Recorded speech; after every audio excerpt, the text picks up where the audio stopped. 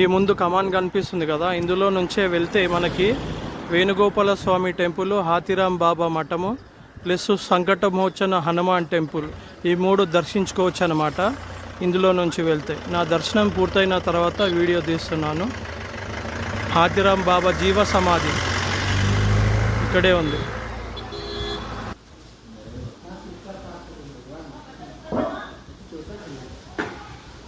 హాతీరాం బాబా జీవ సమాధి.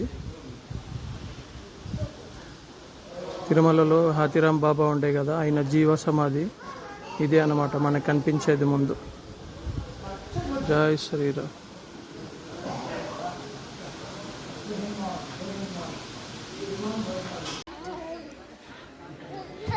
మనం ముందు చూస్తున్నాం కదా శ్రీ సంకటమోచన హనుమాన్ టెంపుల్, హాతీరాం బాబా మఠం ఎదురుగా ఉంటుంది.